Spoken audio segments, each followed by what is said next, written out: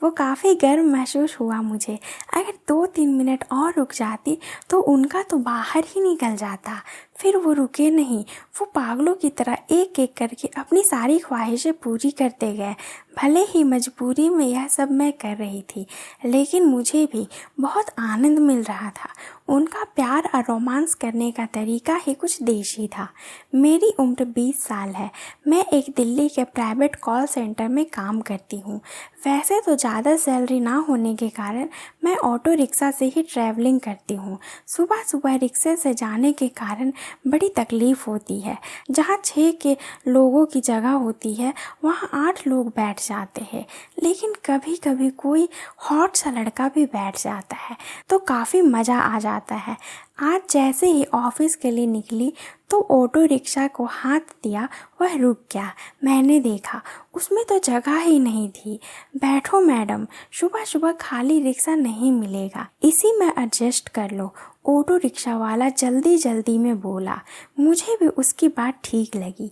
मैं बैठ गई। साइड वाली सीट पर एक लड़का बैठा था जिसकी नज़रें बस बार बार मेरे सीने में जा रही थी। मैंने आज टी शर्ट और जीन्स पहन रखी थी और मैं टी शर्ट के नीचे कुछ भी नहीं पहनती हूँ। रिक्शा रोड पर चलते चलते बार बार हिल रहा था, इसलिए मेरे फुटबॉल भी आपस में टकरा रहे थे। मैं थोड़ा आगे झुककर बैठी थी, इसलिए उन पर सभी लोगों की निगाह टिकी थी। मुझे अजीब लग रहा था और अच्छा भी लग रहा था। करीब 20 मिनट के बाद मैं ऑफिस के सामने उतरी। मैंने रिक्शा वाले को 20 रुपए का नोट पकड़ाया और ऑफिस के अंदर दाखिल हो गई। मेरा पूरा स्टाफ अच्छा था, पर मेरा सीनियर मैनेजर कुछ मजाकिया टाइप का था। मेरे अंदर घुसते ही मुझे देखकर बोल पड़ा, आओ जाने मन, आज तो बिल्कुल लेट नहीं हो। मुझे सभी स्टाफ के सामने थोड़ी शर्मिंदगी महसूस हुई, लेकिन मैंने बिना कुछ बोले ही अपनी सीट पर बैठ गई। मैंने अपना सिस्टम ऑन किया और पास में रखी पानी की बोतल से एक घूंट पिया और अपनी ईमेल चेक करने लगी। पर मेल खोलते ही मैं दंग रह गई। दूसरी मेल मेरे सीनियर का था, जो मुझसे हमेशा मजाक किया करते थे। मेल में लिखा था, कॉल मी। मैं सुबह सुबह कॉल करना ठीक नहीं समझा, इसलिए मैं उठकर उनके कैबिन में दाखिल हो गई। कैबिन में जाते ही मैं उनके साइड में रखे चेयर पर बैठ गई। सर, आपने मेल किया था कॉल मी, बट मैं कॉल करना ठीक नहीं समझी, इसलिए आ गई। मेरे सीनियर ने एक बार मेरे पूरे शरीर पर निगाह दौड़ाई और फिर लंबी सांस लेते हुए बोले, तुम्हारे लिए एक बुरी खबर है। मैं घबरा गई, क्योंकि अभी अभी 3 महीने पहले ही मुझे नौकरी मिली थी। पर क्या हुआ सर? मैं कुछ समझी नहीं। कैसी बैड न्यूज? हकलाते हुए बोली। लेकिन सीनियर अभी भी मुस्कुरा रहे थे, जैसे उन पर कोई मेरी इन बातों का असर ही नहीं पड़ा। मैंने दोबारा पूछा तो बोले, ओके ओके, बतलाता हूँ। आपने जो पिछले महीने प्रोजेक्ट बनाया था वह हेड ऑफिस से पास नहीं हुआ है, इसलिए टीम लीडर ने आपको डिसमिस करने का लेटर भेजा है। मुझे आपको निकालना पड़ेगा, क्योंकि इसके अलावा मेरे पास कोई चारा नहीं है। उनकी यह बात सुनकर मैं शन रह गई। ऐसा लगा मुझे चक्कर आ जाएगा। मैं गिड़गिड़ाते हुए बोली, सर कुछ करो, मेरी नौकरी जाएगी तो मैं रोड में आ जाऊंगी। हाँ, मैं कुछ कर सकता हूँ, लेकिन बहुत मुश्किल होगा। तुम शायद उसके लिए तैयार भी ना हो। मैं कुछ भी करूँगी सर, आप मेरी नौकरी बचा लीजिए। मैंने उनको दोबारा फोर्स किया। वो थोड़ा मुस्कुराए और मेरी बाजू वाली सीट पर आकर बैठ गए। अगले पल उनका दायां हाथ मेरे कंधे पर था। मैं समझ नहीं पाई वो क्या चाहते हैं।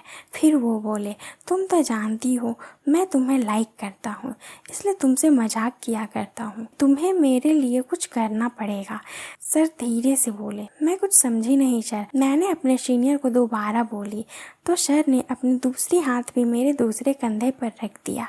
अब मेरा चेहरा उनके चेहरे के सामने था। उनकी निगाहें कभी मेरे चेहरे पर तो कभी मेरे सीने पर चल रही थी। मैं थोड़ी थोड़ी तो समझ रही थी, देखो तुम खूबसूरत हो, हसीन हो, इसलिए मैं तुम्हें चांस दे रहा हूँ।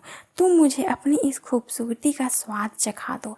मैं कोशिश करूँगा तुम्हारी नौकरी बचा लूँ। मुझे भी एक पल लगा कि उनको धक्का देकर मार दूँ, लेकिन मैं कुछ पल रुककर सोचकर हाँ बोल दी। तो वो मुस्कुराए और मेरे माथे पर एक बड़ा सा चुम्मा दे डाला। मुझे अजीब लग रहा था, लेकिन मैं मना नहीं कर पाई। ठीक है, ऑफिस खत्म होते ही हम लोग कहीं चलेंगे। यह बोलते हुए वो मुझसे दूर हटे, वापस जाकर अपनी चेयर पर बैठ गए।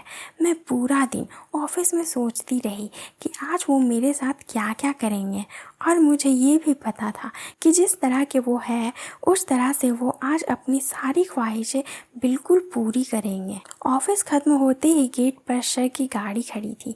मैं तुरंत उस गाड़ी में बैठ गई। गाड़ी एक होटल में जाकर रुकी।